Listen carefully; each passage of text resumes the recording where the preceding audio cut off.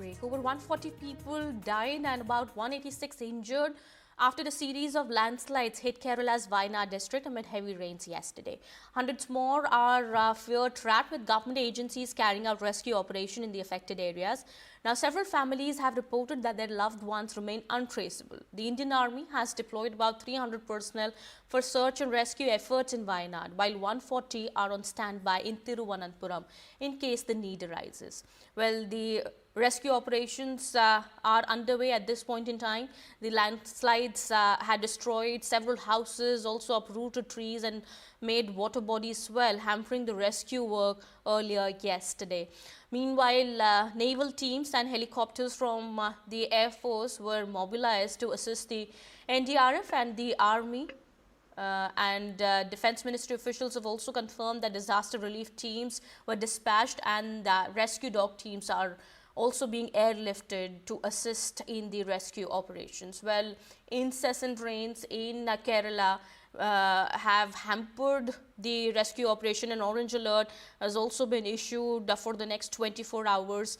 Well, the state had recorded 372 mm rainfall in 24 hours before the 3 landslides had hit Wayanad district in 4 hours. Well, the weather department has predicted more rain for Wayanad and several other districts over the next couple of days.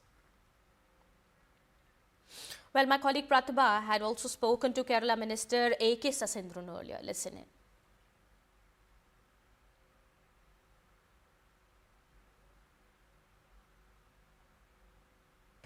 We have with us Kerala Minister Mr. Sasindran. Sir, thank you so much for joining us.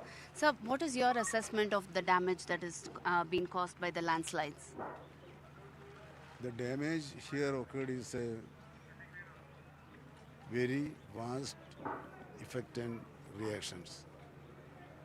This much of people, this much of houses, this much of land, they are washed out because of the landslide.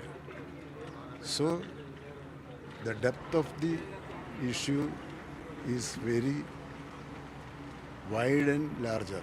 So we have to face all these one by one, and we have to protect the life and help the injured. Then we have to proper medical facilities, food, etc., etc. So we are doing it very perfectly. Every forces available in India are here. They are working jointly. The result is good. I hope they can finish the work as early as possible. All right, my colleague Pratibha now joins us live on the broadcast, getting us more updates from the ground, even as rescue operations have resumed once again. Pratibha, what is the situation at the moment? You've been on the ground since yesterday.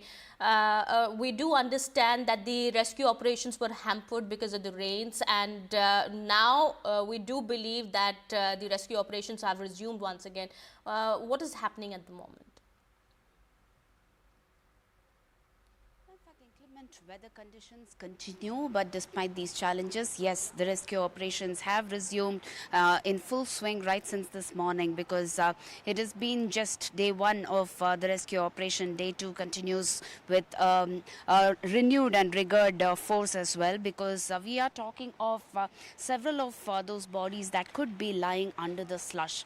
Now, where I'm standing right now is the place called Mundakai, which is the epicenter of the that took place, where we were talking about several villages and homes that were washed out. It was this very place. In houses that were once up there have all completely disappeared and have just been swept away in those flash floods as well as the landslides. You can see a whole lot of people there who have gathered, trying to see how they could retrieve the bodies as well as look for some survivors, all of them in the hope of finding some life there under all that debris.